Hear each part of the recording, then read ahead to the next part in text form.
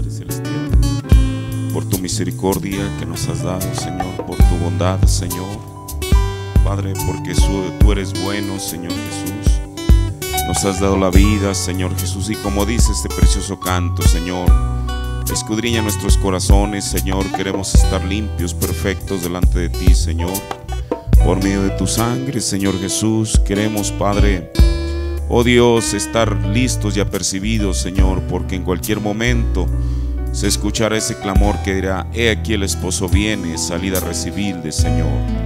Por eso, Padre, te rogamos, Dios, que tu sangre nos perfeccione, que tu palabra nos vista, Señor, que tu Espíritu Santo llene cada fibra de nosotros, Señor Jesús, Padre, porque eso es lo que necesitamos, Señor.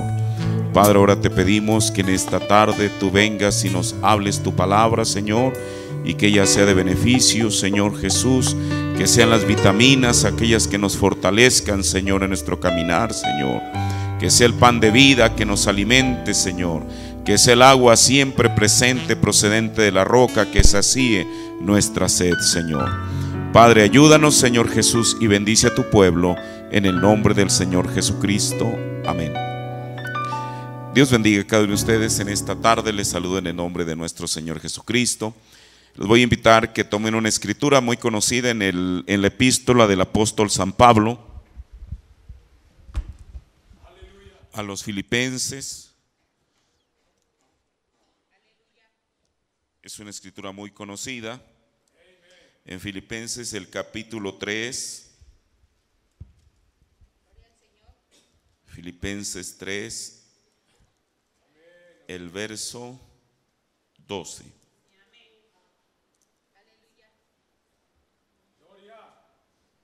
Filipenses 3:12. Vamos a leer desde el versículo 12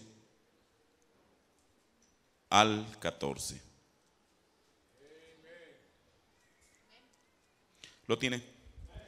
No que ya haya alcanzado ni que ya sea perfecto, sino que prosigo para ver si alcanzo aquello para lo cual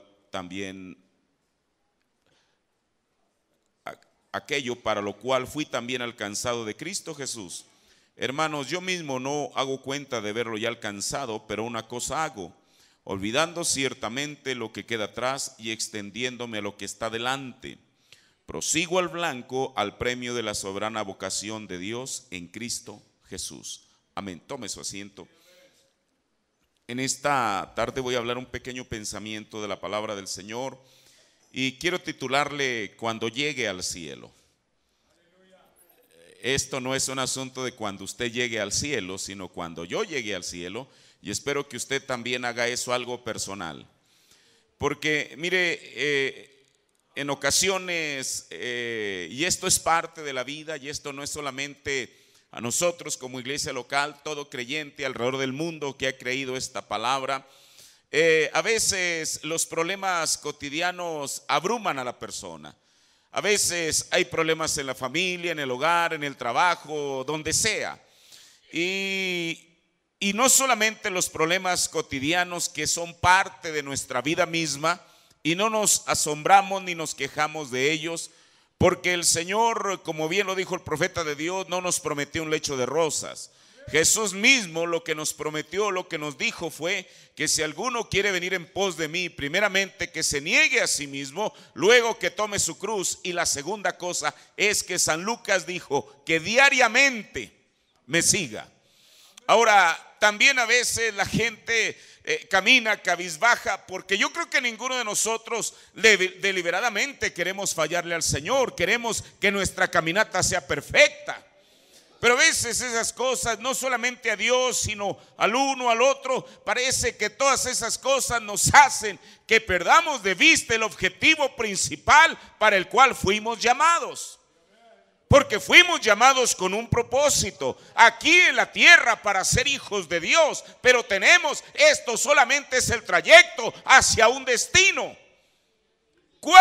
¿A qué está aspirando usted en esta tarde? ¿A qué estoy aspirando yo en esta tarde? ¿Cuál es mi destino final?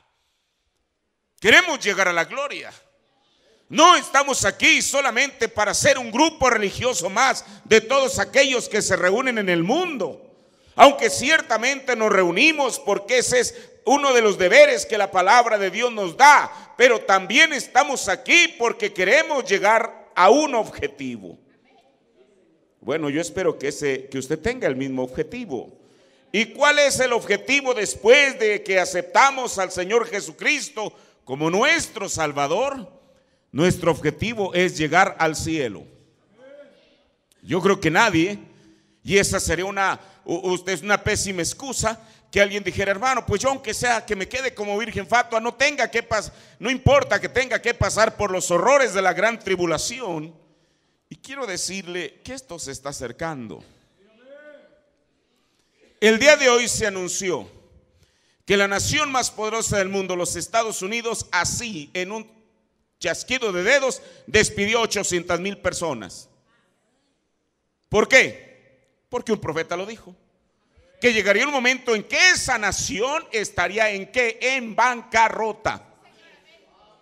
Ahora, ¿qué nos está mostrando eso? Que este mensaje que Dios nos envió es verdad. ¿Y qué nos enseña eso? Bueno, que eso es una señal roja que se está encendiendo. Hay mucha gente, yo hace rato cuando escuchaba eso me ponía a pensar, 800,000 personas que de pronto les dicen, lo sentimos mucho, ustedes no tienen empleo, vayan a ver en qué van a trabajar. ¿Cuántos mexicanos, cuántos latinos, cuántos europeos, cuántos estarán metidos? Bueno, esos son los que están trabajando para el gobierno. Pero como bien se dijo, esto es solamente como una bola de nieve. El restaurante que estaba afuera ahí donde 20 empleados iban a comer, ¿qué va a hacer si ya no va a tener 20, 50 empleados que van a ir a comer allí?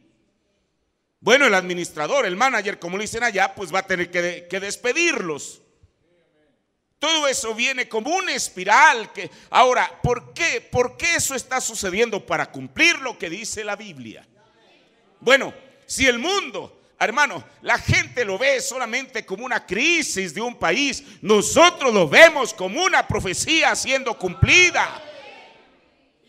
Si hoy se ha cumplido esta escritura delante de vuestros oídos, entonces ¿cuál es la actitud de nosotros? Nosotros no podemos evitar que esas cosas pasen y tienen que pasar. Malo fuera que no pasaran. Tienen que pasar porque Dios envió un profeta que ya lo dijo. Sencillamente por eso. ¿Y por qué Dios es Dios? Bueno, pero claro, esto quizá para mucha gente y principalmente para la gente que vive en los Estados Unidos. Estados Unidos es la mayor economía del mundo. Se colapsa Estados Unidos, se colapsa el mundo. Y quiero decirle algo, aún falta algo como le quiero decir, es algo que es la bolsa de valores. Deje que se vaya a la quiebra. Eso es lo que el profeta dijo, que la bolsa de valores está controlada por judíos y entonces entra una mano a decir, ahora sí yo te ayudo. Ahora, entonces, pero mire, mi tema es cuando llegue al cielo. Yo creo que es bueno de vez en cuando saber a dónde vamos. Que se nos recuerde, a veces siempre nos abruman los problemas y se nos nubla la visión, se obceca la mente. Pero quiero decirle que hemos sido llamados para nada menos que llegar al cielo.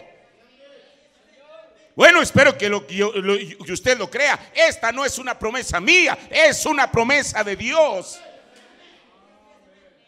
Ahora, el cielo no es un lugar de fantasía, sino que es un sitio real. Y la Biblia lo menciona como un lugar de reposo y felicidad. Por eso dice, bienaventurados aquellos que han reposado de sus obras.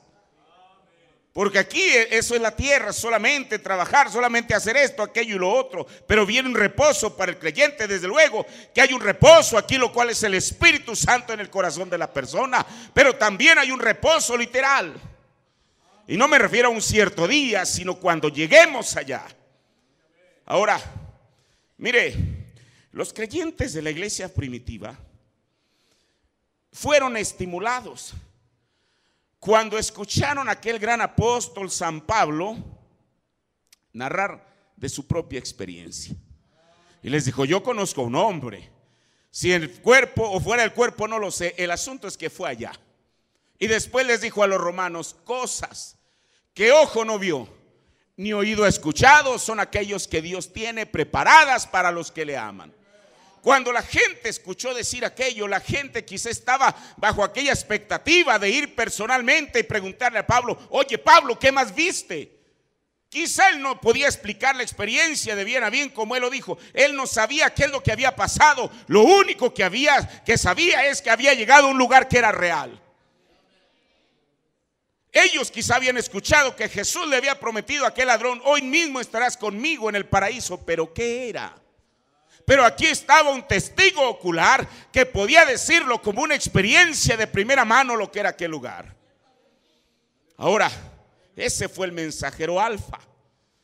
Y Dios fue tan bueno al tener un testigo en esta generación de la misma experiencia para decirnos que ese sitio allí está esperando por nosotros. El cielo está esperando por el creyente. Yo espero que en esta noche usted se encuentre identificado allí. Ahora, este mensajero que nos dijo es el mensajero Omega. Aunque Jesucristo, Él es el alfa y omega, eso es lo que dice la Biblia en Apocalipsis. Jesús dijo: yo soy el alfa y la omega. Pero ¿qué nos dijo el hermano Branham? Dijo: la A es la primera letra ¿cómo se llama? De las vocales del griego A. Nosotros en español la primera es la A y efectivamente y la última es la U. Pero en el griego es la O. El alfa es la primera y la omega es la última. ¿Qué es esto? El mensajero Alfa, el apóstol Pablo, fue a aquel lugar y nos dijo que era real. Y el mensajero Omega de este último tiempo, el último, vino y nos reiteró que ese lugar sigue siendo real. Y no fue porque lo haya escuchado como en una predicación como usted y yo lo hemos hecho, sino porque él fue testigo de primera mano que aquello es real. Ahora, por eso fue tan bueno, ¿verdad? Por eso, mire, Dios cerró las dispensaciones. Hace rato yo pensaba en eso. Qué importante es. Escuche, Dios cerró las dispensaciones al enviar a este último profeta. Usted dice: es el último, es el último. Y me va a decir que de Israel. Israel, Moisés y Elías, ellos ya tuvieron su ministerio ya y van a regresar desde luego. Por eso la Biblia dice que son testigos. ¿Qué es un testigo? Alguien que ha tenido una experiencia. Moisés es un testigo que pudo convertir el agua en sangre en Egipto. Eso es lo que dice en Apocalipsis. Elías es un testigo que por su palabra el cielo podía cerrarse y lo hizo. Pero nosotros fuimos, somos, y eso que no se le olvide. Por eso no somos igual que cualquier persona de cualquier denominación, aun cuando en bondad quizá brillen más que nosotros, pero Dios nos escogió para algo especial. ¿Qué fue lo que él dijo? No somos iguales. Dios nos escogió desde antes de la fundación del mundo. Que no se nos olvide eso. Porque solamente hasta que la persona pueda saber quién es, dejará, usted sabe, o se parará en su lugar, en su posición y reclamará, así como Josué, así como Caleb: dame mi monte. Dame mi monte, me pertenece. Y yo creo que nosotros tenemos una promesa. Ahora, el profeta, mire, mi tema es cuando yo llegue al cielo. Voy a tomar, ya los he dicho en distintas ocasiones, pero en esta tarde los quise juntar para ver los motivos que 3 diferentes personas, quizá más, tuvieron, o los deseos que ellos tuvieron. ¿Qué es lo que querían hacer cuando llegaran al cielo? Al final la pregunta es para nosotros. Pero hablemos de ellos. Mire, el primero de ellos es un representante de la Iglesia Católica. Este es el obispo Chin. Usted puede buscarlo en internet y ahí se da toda la información que usted quiera saber de él. Pero mire, voy a leerle en el sermón: es la vida suya digna del evangelio, el párrafo 155, lo que dice el profeta de Dios. Cuando yo escuché al obispo Chin decir hace como 2 años, mientras venía, nunca lo volví a sintonizar. Cuando él dijo: Un hombre que creyese y procurase vivir por medio de la Biblia era como alguien procurando andar por aguas cenagosas. Mire qué cosa. Sin duda alguna, cuando él dijo esto, porque él era un predicador católico, desde luego muy, digo, usted lo puede buscar en internet, en los años 50, de ahí es donde viene 50, 60, 70, todavía, era una persona que tenía mucho auditorio en el radio. Y ante ese espacio que se le había abierto a él para predicar, que él diga semejante cosa. Un hombre que creyese y procurase vivir por medio de la Biblia, esto es lo que él dijo, era como alguien procurando andar por aguas cenagosas. Y luego dice el profeta, el obispo Chin, y luego darse la media vuelta y dijo, cuando yo llegue al cielo, o sea, él tenía sus expectativas de llegar al cielo, pero ¿qué era lo que él quería hacer cuando él llegara al cielo? Cuando yo llegue al cielo, ¿saben una cosa? Cuando conozca a Jesús, bueno, tenía sus expectativas de conocer a Jesús. Voy a decirle, ¿qué es lo que le va a decir este personaje? Bueno, mire, él ya murió en los años 80, entonces ya, bueno, yo ya no quiero decir en cuanto a su destino final, pero lo que él dijo en su tiempo. ¿Saben una cosa? Cuando conozca a Jesús, voy a decirle, soy el obispo Chin. Y él dirá, Jesús dirá, oh sí, yo oí a mi madre hablar de ti. Dijo el profeta, eso es paganismo. Yo oí a mi madre hablar de ti. Dice el profeta, los hombres que blasfeman esa palabra, Dios tenga misericordia, dice, yo no soy el juez. Ahora, quizá por esa razón de que él era un hombre, un predicador, llamémoslo de esa manera, o un orador o conferencista, como usted le quiere llamar, muy exitoso en el radio, quizá por esa razón él pensaba que María sabía de su obra aquí en la tierra, que ella estaba enterada de lo exitoso que era él aquí en su programa radial, y que cuando él llegara al cielo, cuando él, como dice el profeta, quizá iba a ir a saludar de mano a Jesús, y cuando él le dijera, soy el obispo Chin, oh, Jesús de pronto se iba a recordar así, no, sí, tú no has pasado desapercibido aquí en el cielo, es más, María ya me habló de ti. Hermano, un personaje diciendo que la palabra, que alguien que procurara vivir de acuerdo a la palabra del Señor era como alguien caminando en aguas lodosas, cenagosas, con esos principios alcanzaría a llegar al cielo. Ahora, ¿por qué? Porque ¿cómo pretendía él llegar al cielo desacreditando la palabra de Dios cuando la misma palabra vino y se hizo carne? ¿Cómo podía él llegar al cielo desacreditando aquí en la tierra aquel mismo que él pretendía saludar de mano en el cielo? Pero bueno, eran los pensamientos que él tenía. Ahora, ese es un católico. Veamos lo que un protestante quería hacer cuando llegara al cielo. Mire, este hombre, y no digo esto para hablar mal, desde luego, él también ya partió en los años 90, por ahí por el 92, 93. Este hombre fue un asociado y administrador de campañas de William Branham, y su nombre era Ern Baxter. Al ser ministro, porque él era, antes de ser un asociado del hermano Branham, era un pastor allá en una iglesia muy grande en Canadá. Él había leído con detenimiento la Biblia, porque cualquier predicador leemos la Biblia. Pero había un pasaje y a lo mejor un versículo en particular que a Ern Baxter era como una piedra en el zapato para él, digámoslo de esa manera. Y no digo esto para desacreditarlo a él, solamente para ver el comentario que el profeta dice que Baxter hizo. Y había un pasaje que le había llamado la atención. Y este pasaje se encuentra en el capítulo 4 de Segunda de Timoteo, donde el apóstol Pablo está en prisión. ¿Quién esperaría que un mensajero de Dios del calibre de Pablo estuviera allí?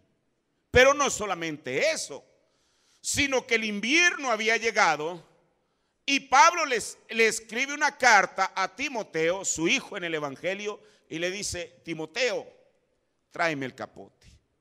tráeme el abrigo. Aquí en esta celda húmeda hace mucho frío.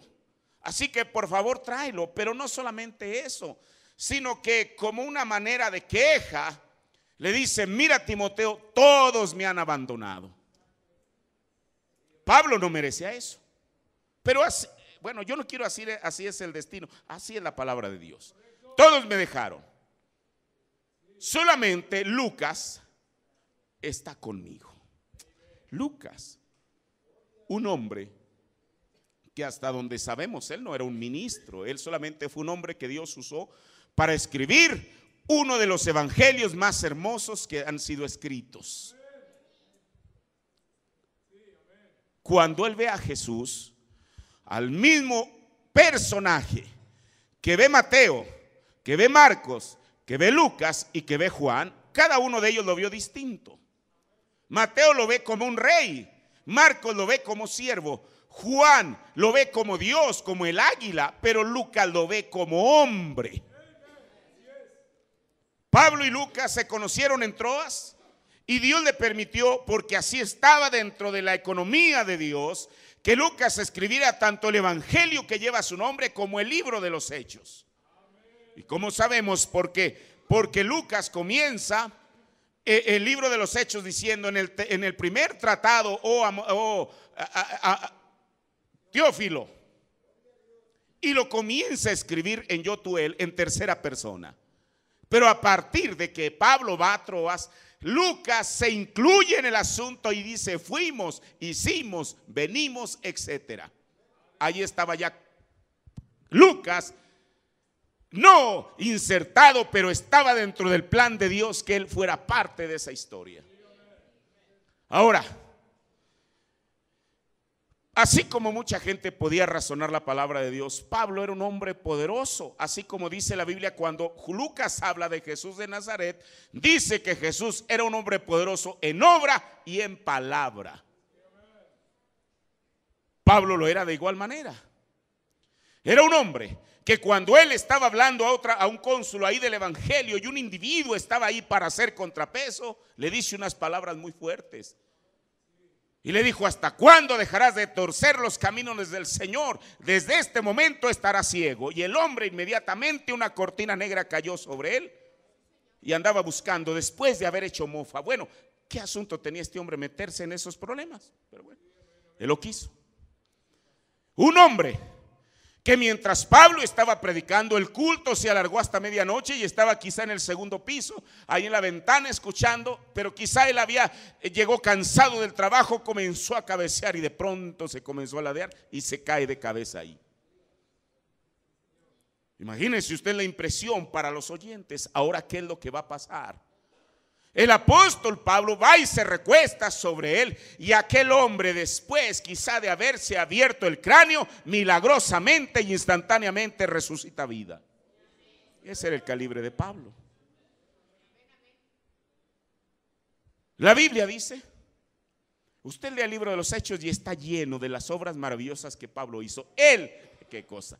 Mire, esto es lo maravilloso. En sus epístolas nunca habla de ella, solamente habla de la palabra del Señor. Que lo demás lo digan, que las otras cosas lo digan los demás. Y fue lo que Lucas hizo. Él no falló en hacer eso. Y bueno, ¿qué fue lo que pasó? Bueno, Pablo, un hombre, un predicador de sanidad divina, exitoso, etcétera, etcétera. Y de pronto él mismo se encuentra enfermo en una húmeda prisión.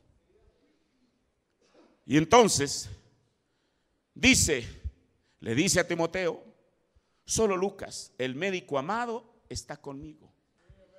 Quizá de vez en cuando se pone los, ¿cómo se llaman? Estetoscopio. Quizá de vez en cuando Lucas se pone el estetoscopio y lo pone y dice, Pablo, tu corazón está bien. A ver, déjame, te checo la presión. No, está bien, Pablo. Quizá tú te encuentras deprimido aquí en la prisión, pero quizá eso era todo. ¿Usted cree que Pablo no se deprimía? Claro que estaba en esa condición. Y ahí estaba un médico para asistirle. Y Demas, que es este hombre al cual nos vamos a referir, y que lo menciona el apóstol Pablo en 2 de Timoteo 4:10. Y él dice, porque Demas me ha desamparado. Cuando Pablo está diciendo esto, no lo está diciendo por desacreditar a Demas. sino que él está hablando de su situación, de su condición. Y dice, amando este siglo. El profeta dice que cuando Pablo dijo amando este siglo, dijo, la gente seguramente pensó que Demas, de ser un ministro, de ser un asociado de Pablo, de pronto recae y se va a los cabarets. Esa es la palabra que usa el hermano Branham. ¿Tú las has escuchado, Alejandro? Esa es la palabra que él usa. Pero no. El hermano Branham dice que Demas no hizo eso. O sea, ciertamente dejó a Pablo, pero no se fue al mundo. Dice, se ha ido a Tesalónica, Crescenta a Galacia, Tito a Dalmacia, pero a Pablo, además, esto siempre le punzó. Y él cuando leyó quizá una y otra vez, o cuando leía una y otra vez esta escritura, él se sentía indignado. ¿Cómo? ¿Por qué motivo?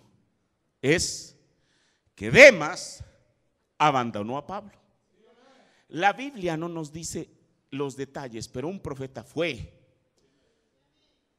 y escarbó, investigó, no en alguna enciclopedia, sino en la mente de Dios, y les dijo, vino y nos dijo, la razón que Demas abandonó a Pablo es por un aparente error que Demas vio en Pablo. Y dijo, el hombre está acabado. ¿Por qué?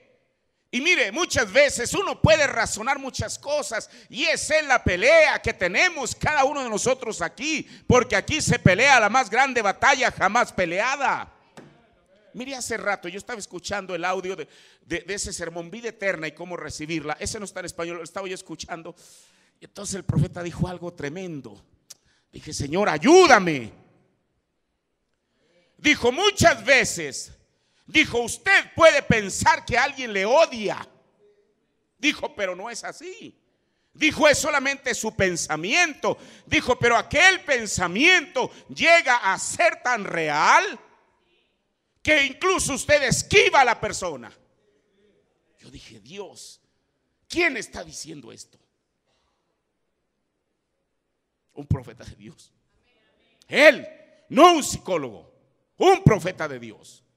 Y yo creo que Dios tiene sus momentos para hablar al corazón de cada persona.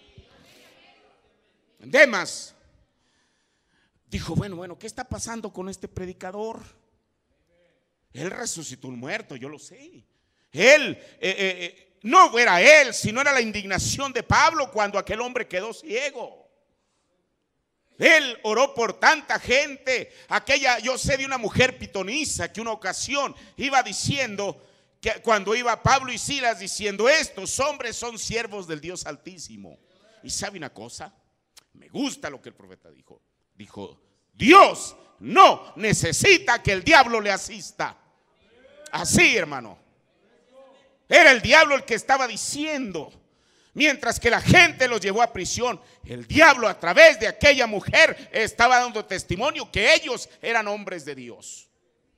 Ahora, entonces, pero Demas vio un aparente error y dijo, el hombre está acabado. Y si está acabado, ¿qué propósito tiene que yo siga asociado con él? Me va a hacer un reproche. Eso es lo que dijo el profeta de Dios. Y entonces Demas, ahora, yo no creo que Demas haya sabido esta historia que el profeta nos cuenta. Él solamente ve la Biblia y lee cuando Pablo dice, Demas me ha desamparado. Él dijo, qué cosa, cómo es posible que lo haya desamparado. Y mire lo que dice el profeta en el presente estado de mi ministerio. Párrafo 49 y 50 dice, ustedes conocen al hermano Baxter. Muchos de ustedes se acuerdan de él. Él antes acostumbraba a leer, era respecto a Demas. Y él dijo, ¿sabe lo que voy a hacer, hermano Branham, cuando yo llegue al cielo? Bueno, él quería llegar al cielo. Y mi corazón es que Dios permita que él haya llegado. Que después de todo no estamos aquí para mandar a nadie al infierno. El destino final es Dios quien lo decide. Pero Demas, en su humanidad, digámoslo así, se indignó ante la actitud Baxter se indignó ante la actitud de Demas y dijo, y mire lo que dice el profeta: ¿usted sabe lo que voy a hacer, hermano Branham, cuando llegue al cielo? Y yo le dije, dice el profeta, ¿qué? Dijo: voy a acercarme y a indagar dónde está Demas. Bueno, él quizá no tenía mucho interés en, usted sabe, pues todos queremos ver a Jesús. Pero él en su indignación no quería conocer a lo mejor ni a Pablo, ni a Pedro, ni a los apóstoles. Él quería saber de Demas. Dijo, yo voy a acercarme y a indagar en dónde está Demas. Y voy a darle un golpe tan fuerte como pueda. Oiga, hermano, ¿qué cosa había pasado con Demas que él quería? Hacer con Baxter, que él quería hacer eso cuando llegara al cielo. Dice, y él dijo, y él se va a dar la media vuelta. Esto quiere decir que el golpe que le planeaba dar era para voltearlo del otro lado.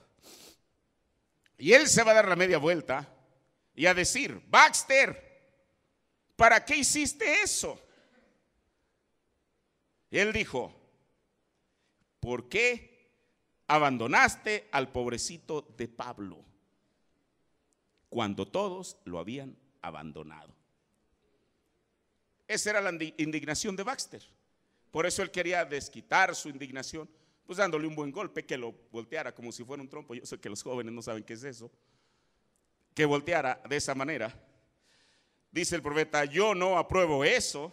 Yo no creo que habrán algunos pleitos allá arriba, pero yo tan solo pensé sobre el hermano Baxter diciendo eso porque él sentía lástima por Pablo.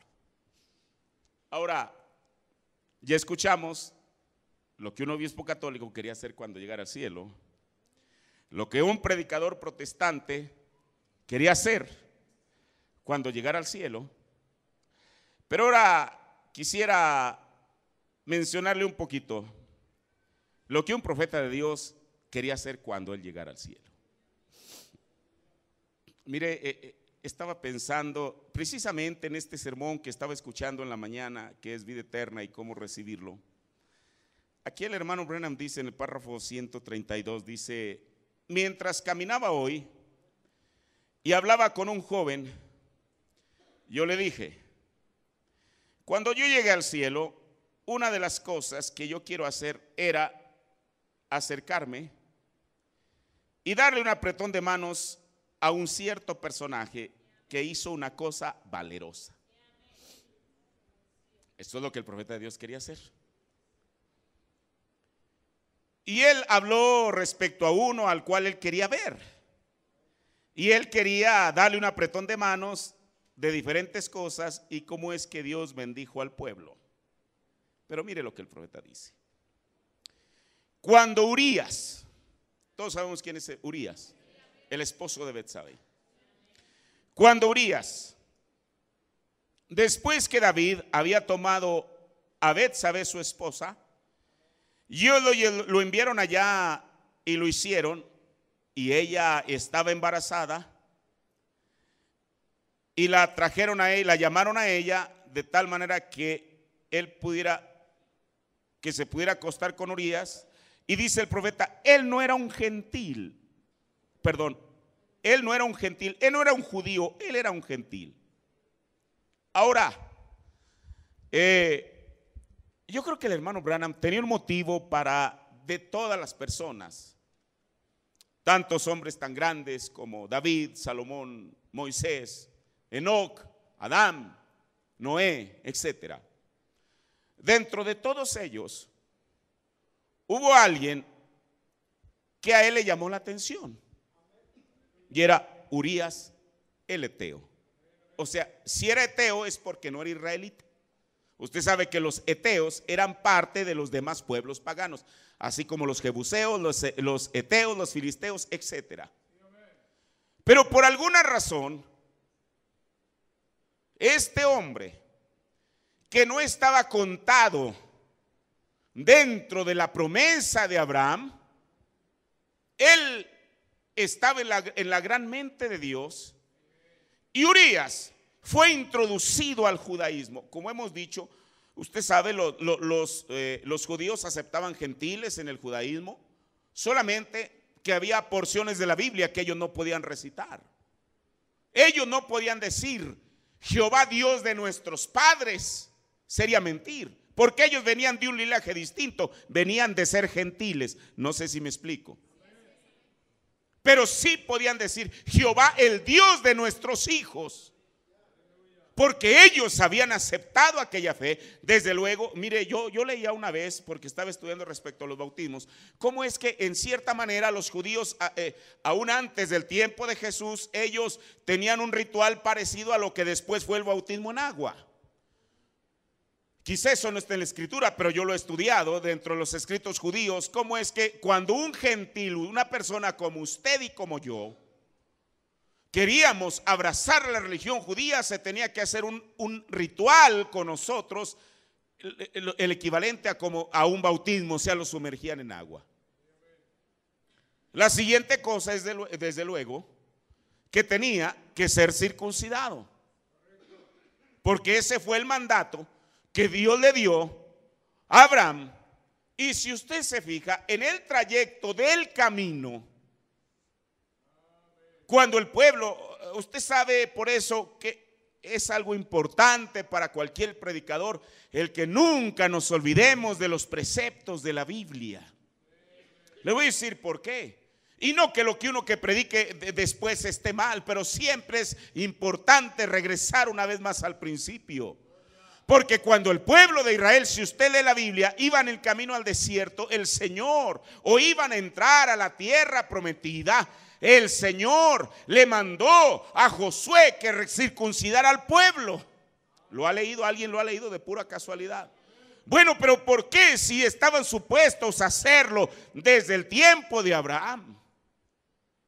¿Qué nos enseña eso? Que hay principios de la palabra de Dios que nunca deben de ser olvidados. Por eso Él les dijo que cada 7 años, cada vez que la persona pasaba, porque dijo el profeta de Dios que cada 7 años hay un cambio de vida, un cambio en la persona, en la vida de la persona. Ellos tenían que, la palabra de Dios les tenía que ser recordada. Ahora, Urías, un heteo, un hombre que había nacido en un lugar pagano, que había nacido en un pueblo que no era el pueblo de Dios, que pero por alguna extraña circunstancia, aunque yo no creo que en Dios hay extrañas circunstancias, sino porque así estaba en su plan, aquel hombre en alguna ocasión escuchó del gran Jehová, escuchó de las proezas, no solamente que hizo en el pasado, sino que seguía haciendo. Y él dijo: yo quiero identificarme con ese Dios. Y él abraza en su corazón al judaísmo. Pero algo debió de haber pasado en Urías, que él no solamente se quedó como un donadie, sino que eventualmente fue, usted sabe, el general Joab se llamaba así, lo comenzó a ver y dijo: bueno, este gentil tiene algo, ¿por qué no lo incorporamos a las filas del ejército? Mire, y ser un soldado en el tiempo de Israel era un gran privilegio. ¿Por qué? No porque ellos pensaran, así como hoy en día ser un soldado de Jesucristo es el más grande privilegio que Dios le puede conceder a cualquier persona. Por eso, aún, si alguien está en las filas y por miedo, por cobardía, por inexperiencia deserta, con todo y eso no es motivo para condenarlo. El profeta nos habló de aquel soldado en tiempo de Abraham Lincoln. Aquel hombre, y mire, el año pasado sacaron una película maravillosa. Yo la tengo, yo la he visto, que se llama Lincoln, y no le estoy haciendo publicidad. Y esa película abarca solamente los años de la emancipación de los negros. Y ahí uno puede ver por las cosas que Abraham Lincoln tuvo que pasar, aún al final, pagar con su propia sangre para que los negros pudieran tener libertad. Y allí está esa historia que el profeta de Dios nos habló. Aquel hombre vino y él estaba en el frente de batalla, pero de pronto se amedrentó y se echó a correr para atrás. Usted sabe, esa es una pena capital en el ejército. Y efectivamente lo atraparon y dijeron: este hombre es un desertor, así que al paredón. Pero él tenía un amigo que lo conocía y le dijo, fue ante el señor Lincoln, le dijo: señor presidente, mire, mi amigo el día de mañana a las 6 de la mañana va a ser fusilado por desertor. Pero mire, el muchacho tuvo miedo. Y el profeta dice: Lincoln, con un corazón cristiano, antes que la ley que ordenaba su ejecución, la gracia operó y le firmó el indulto. Y le dijo: ve, llévaselo al joven. Cuando él llega, el profeta nos narra la historia y nos dice cómo es que el joven, cuando lo vio, él estaba quizá agachado, quizá ni siquiera quería levantar su rostro, sabía que sus horas estaban contadas, que a la siguiente tarde él era un difunto y que su alma quién sabe dónde estaría. Pero entonces aquel hombre llega con unas buenas nuevas y le dice: oye, amigo, yo fui con el presidente Lincoln y él te ha firmado un indulto para ti. Entonces el muchacho ve un papel insignificante aparentemente, que no venía membretado, no traía el sello de la presidencia de los Estados Unidos, solamente traía una firma: Abraham Lincoln. Cuando aquel hombre lo vio, razonó y dijo: mira, si esta fuera realmente la firma de Abraham Lincoln, tendría que venir en una mejor carta. Así como cuando Dios envió a su Hijo unigénito a la tierra. Si él hubiera sido el regalo de Navidad, eso es lo que dijo el profeta de Dios. Y no, yo no estoy avergonzado de decirlo. Jesús fue el primer regalo de Navidad. Y la gente esperaba que, como digno del contenido del regalo, tenía que ser la caja, tenía que ser lo que lo estaba cubriendo. Pero la Biblia dice que a Jesús no lo cobijaron unas finas sábanas de franela, sino que María lo envolvió en pañales. ¿Cómo? Un regalo tan valeroso como él, envuelto en pañales, en algo que era tan insignificante. Pero ese es Dios, que siendo tan grande se hace tan pequeño. Este hombre vio la firma, ciertamente a él no le constaba si era la firma de Abraham Lincoln, pero él quería ver algo glamuroso ahí con un buen, usted sabe, una carta membretada, y dijo: ¿te vienes a burlar de mí?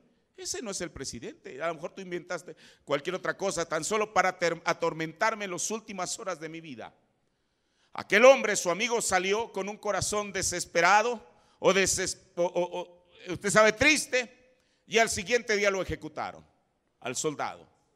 Ahora, no es porque Dios no había provisto una gracia, era porque el soldado se había rehusado a recibir el beneficio de la gracia. Y dijo el profeta: desde entonces en los Estados Unidos se estableció que un perdón no es perdón hasta que sea recibido como tal. De tal manera amó Dios al mundo que envió a su Hijo unigénito, para que todo, individualmente, cada persona, para que todo aquel que en él cree no se pierda, sino que tenga vida eterna. Eso es parte del evangelio todavía. Y nunca deberíamos de menospreciar que porque solo está escrito en letras algo tan sencillo, pero estas letras cobran vida en la vida de cada persona. Sí, Señor. Urías, él recibió el más grande privilegio que una persona, que un judío podía recibir, y era ser un soldado. Mire, la Biblia dice que aquel que más se le perdona es aquel que más se ama. Urías debió haber pensado, bueno, porque usted sabe la opinión que los judíos tenían de los gentiles no eran muy buenas. Éramos perros para comenzar. Eso es lo que dice la Biblia. Y diga, no se ofenda, ay hermano, ¿por qué llama así? Eso es el concepto que se tenía de nosotros, perros, al cual le podían patear y que se vaya. Pero entonces, Urías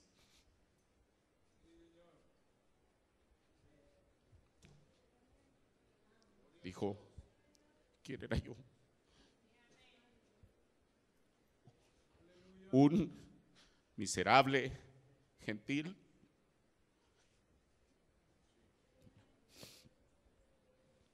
Y ahora Dios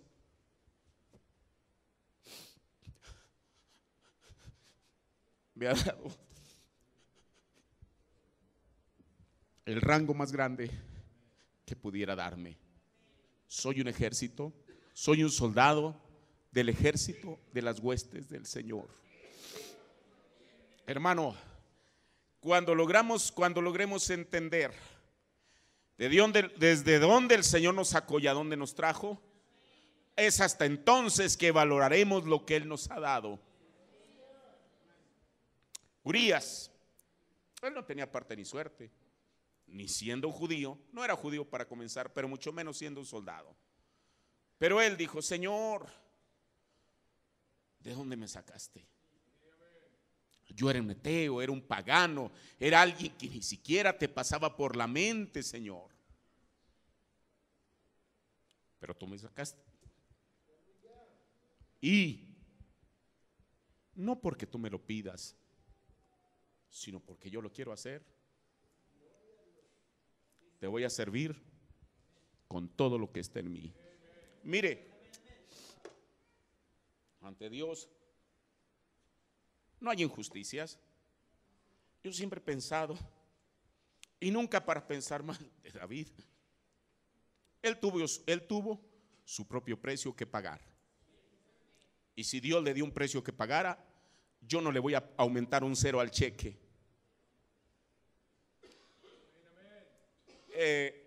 Usted sabe lo que pasó con la esposa de Betsabé y David. Ahora, desde luego, y yo creo que eso es verdad, aún la Biblia nunca oculta eso. Y en otra ocasión habla, así le llama del asunto, así le llama la Biblia en español, el asunto entre David y Betsabé, así le llama. Pero tratemos de poner las cosas en la balanza. Muchas veces la gente le apunta el dedo a David, y no digo que no lo haga, pero dijo el profeta en el mensaje de gracia, dijo, no solamente fue David, dijo, fue la negligencia de Betsabé. ¿Alguien lo ha leído eso?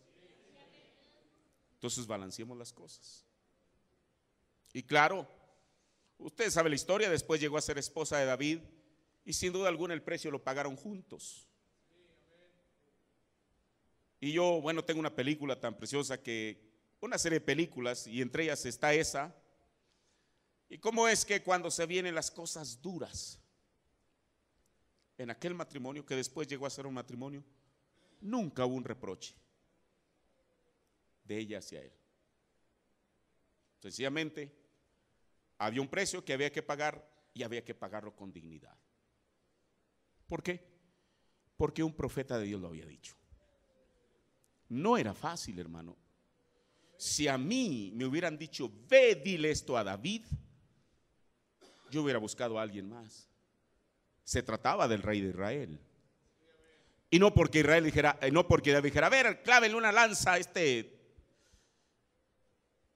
Pero cuando Natán llega, fue una cosa tremenda. Yo creo que el hombre, yo no creo que él iba, usted sabe, con el cuello erguido diciendo, por fin ya tengo al rey debajo de mis pies. Quizá iba con temor y temblor, pero con todo y eso era el así dice el Señor. Continuemos con la historia. Todos sabemos cómo es que David, bueno, usted sabe, son historias que uno no entiende y uno no juzga nada. Cuando David se dio cuenta que su esposa estaba embarazada de él mismo, más bien de Betsabé, la esposa de Urías, usted sabe, primeramente le invita unos tragos. Eso es lo que dice la Biblia, para tratar de que el hombre no supiera exactamente lo que estaba haciendo, o más bien lo mandó a su casa y le dijo: ve, vienes cansado de la guerra, tú, ¿cómo se llama? Urías, así que ve a tu casa, bien lo merecido lo tienes. Ahora él sabía lo que estaba tramando detrás de eso. Y mire qué cosa. Este hombre dijo: ¿cómo? Yo no encuentro a ningún israelita que haya hecho una declaración como esa. Tenía que ser un gentil. Ningún israelita nunca pensó en lo que el arca de Dios realmente significaba para ellos. Pero Urías, una revelación bajó a su corazón y dijo: ¿cómo? ¿Cómo? Yo estando durmiendo en mi casa, mientras no hay quien proteja el arca de Dios. Y se quedó a dormir junto al arca. Después, bueno, David, cuando vio que eso no le funcionó, dijo: ¿Qué hago? Sí, ahorita le voy a dar unas copas. Y el hombre, pues ya siendo que está un soldado y que no está estado en la guerra y no es un soldado, bueno, ya se irá con su mujer. Ahora esas son historias bíblicas, son reales. Y el hombre con todo y eso rehusó el hacerlo. Hasta que por fin David pues ya sabía que aquello, usted sabe, el embarazo no se puede disimular. Entonces hace una carta.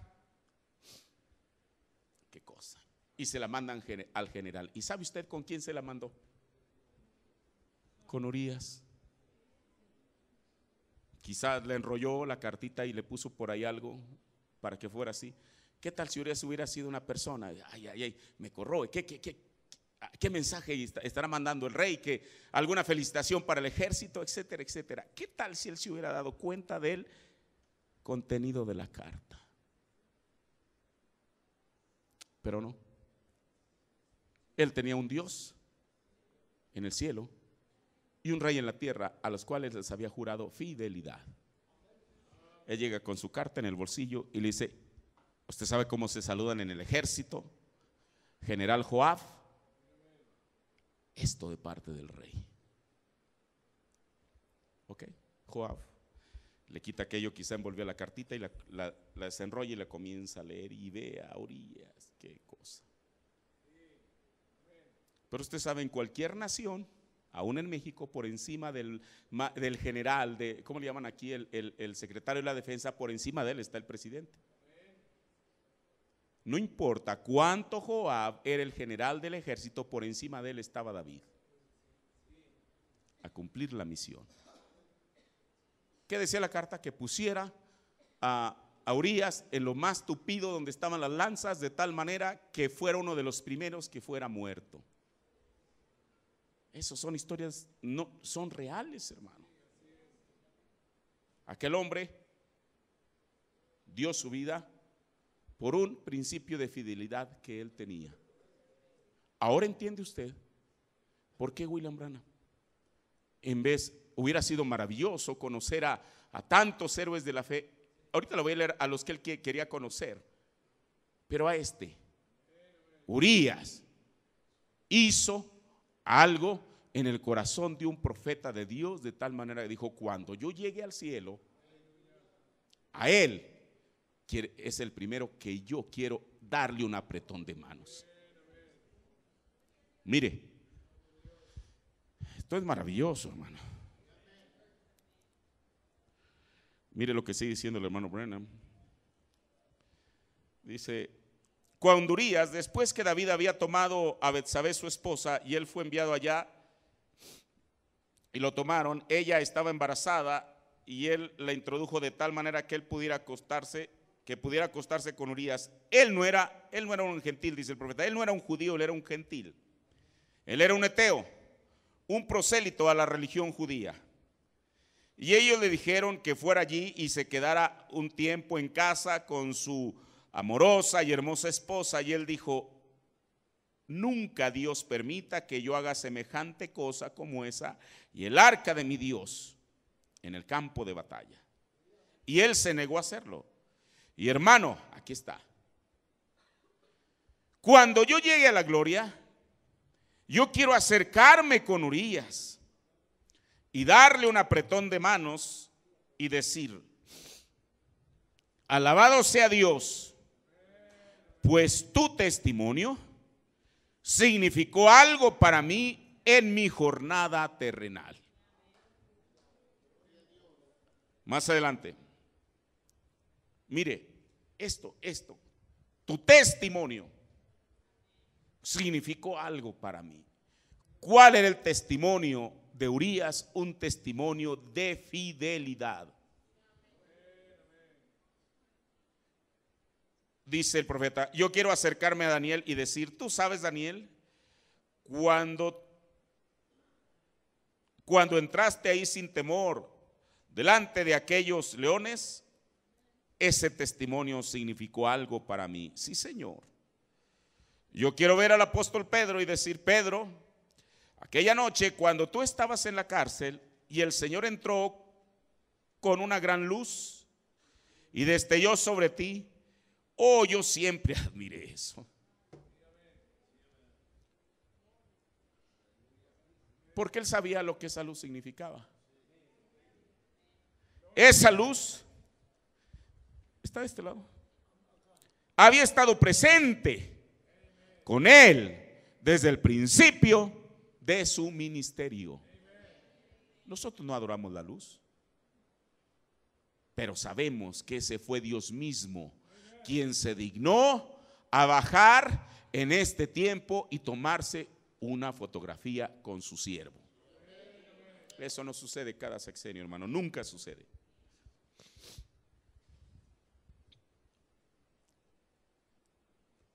Dice: oh, yo siempre te admiré, y tú comenzaste siguiendo esa luz, y la puerta se abrió delante de ti y te llevó directamente por las calles, y tú pensaste que estabas soñando. Dice el profeta: qué tiempo. Pero mire, se me fue el tiempo. No solamente, permítame 5 minutos y ya termino, pero no solamente deseaba conocer a aquellos grandes héroes de la fe, sino aquellos que fueron beneficiados por el ministerio de Jesús. El domingo hablábamos de este hombre, de este ciudadano, del cual no sabemos su nombre. Solamente era identificado por ser un ciudadano de Gadara. Y que la gente quizá con solo escuchar de él hace que se le erice la piel. Pero este hombre tendrá algo que decir también. En el mensaje resucitando a la hija de Jairo, párrafo 35, dice el profeta, no sé si lo leí el domingo, es probable que sí, si no lo voy a volver a leer. Dice: ¿cuántos tendrán que sacrificarse? Jesús, dice la Biblia, que él tuvo que cruzar el mar. ¿Para qué? ¿Para llegar a un lugar donde le habían rentado un gran estadio o auditorio para predicar? No, por una sola alma. Pero una sola alma valía centenares de miles de veces el costo de un auditorio. Cruzó del otro lado porque él escuchó el clamor, como hablamos un poquito el domingo, de un alma necesitada. Todos sabemos el resto de la historia. Pero dijo el profeta: él nunca está demasiado cansado. Qué ejemplo para cada uno de nosotros, hermano. A veces uno presenta excusas para esto, para aquello, para lo otro, pero Jesús nunca estuvo demasiado cansado. ¿Saben ustedes lo que deseó hacer? Dice el profeta. ¿Qué es lo que quiere hacer William Branham? Cuando llegue a la gloria, deseo ir allí y descubrir cuánta presión tuvo el testimonio de aquella legión sobre los criadores de puercos por Gadara, cuando él venció eso. Me imagino que él incendió aquella región con aquellos criadores de puercos. No se imaginan ustedes con su testimonio. No se lo imaginan ustedes con su testimonio vestido y en su mente cabal. El profeta quería acercarse con este ciudadano, decir: oye, cuéntame, ¿cuál fue la repercusión de tu testimonio en la tierra? Quizá aquel hombre, aunque ciertamente en el cielo no hay tristeza, pero quizá él se acordó de aquello, de aquel evento en su vida que había sucedido en la tierra. Y sabe una cosa, esto es tremendo. Quizá no lo dije cuando hablamos de dimensiones, pero 2000 años para Dios aquí en la tierra es como si fueran 15 minutos allá. Y tengo mis bases, ya no lo toqué, pero eso después lo vamos a, quizá algún día lo veamos.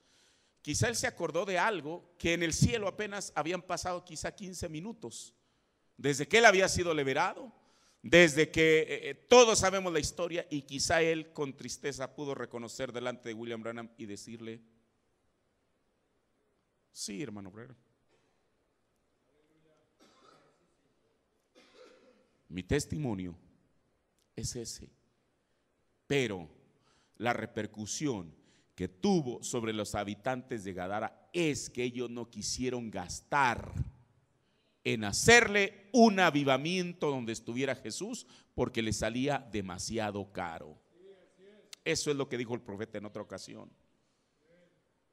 Por eso, cuando ellos vieron el costo, y a veces, hermano, no solamente hay un costo que uno tiene que pagar en todos los sentidos, y a veces involucra dinero, déjeme decirle.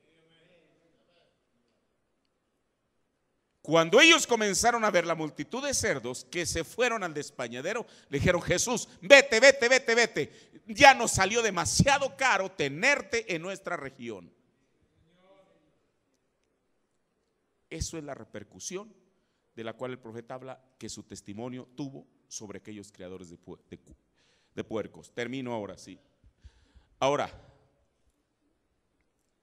mire. Oh, esto es maravilloso. Termino contándole una historia, ya no de un obispo católico, ya no de un predicador protestante, ya no de un profeta de Dios, sino de una niñita. ¿Qué le parece? En el sermón La Resurrección, predicado el 5 de diciembre del 53, dijo el hermano Branham: mire, y yo había leído esta historia, pero ahorita encontré algo, el profeta la narra en varios sermones, que fue algo tremendo. Dice, párrafo 78, me recuerda de una niñita en esa historia. Ella antes venía al tabernáculo, o ella fue salva allí y llena con el Espíritu Santo. Su pequeño rostro destellando, y ella iba por las calles.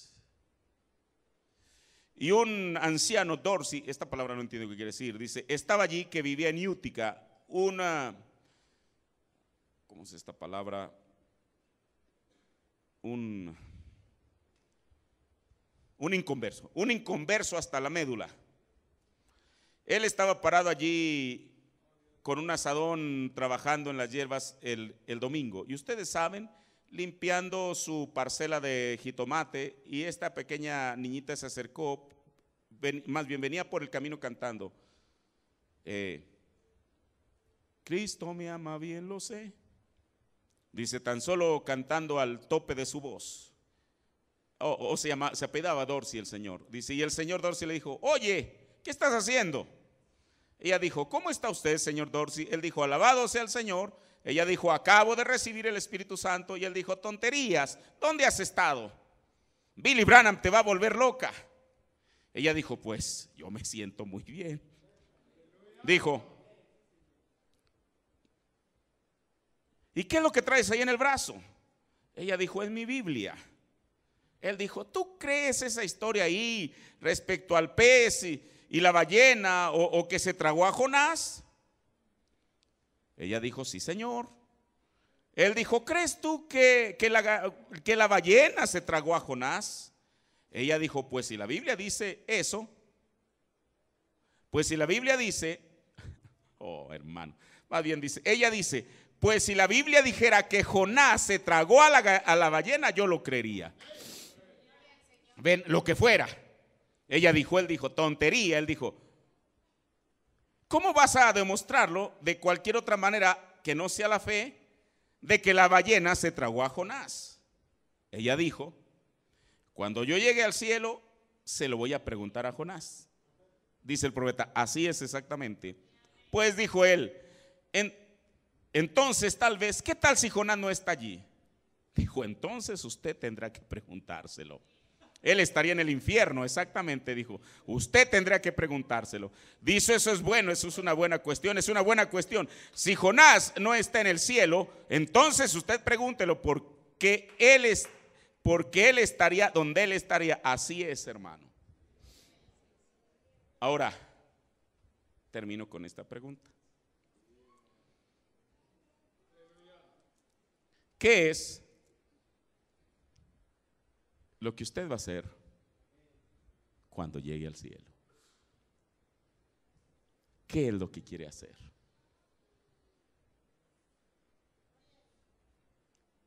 Es algo maravilloso, ¿no? ¿Qué quiero hacer yo cuando llegue al cielo?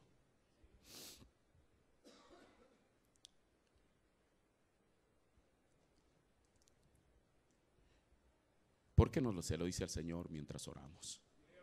Señor,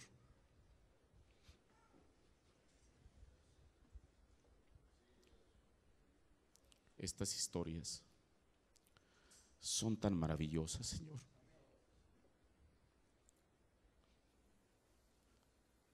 Padre,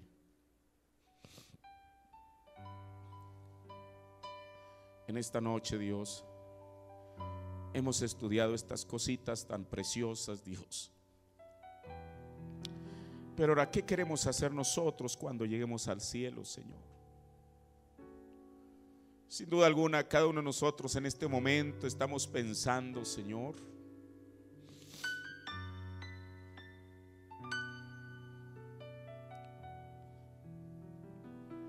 lo maravilloso que será arrastrarnos, Señor, y llegar ante los pies de aquel que no fue escrupuloso con nosotros, Señor, y que nos vio en la condición en la que estábamos, y que más bien extendió su brazo, su mano de misericordia, y nos levantó, Señor. Si tan solo nos permitieras llegar ante tus pies, Señor, y con nuestras lágrimas. Tu profeta dijo que aquella mujer está lavando tus pies con lágrimas de arrepentimiento, Señor. Pero si tan solo nosotros lo pudiéramos hacer con lágrimas de agradecimiento, Padre. Dios, las lágrimas de arrepentimiento son aquí, Señor. Y solamente tú sabes cuántas veces cada uno de nosotros, Dios, lo hemos hecho, Padre. Pero en aquel día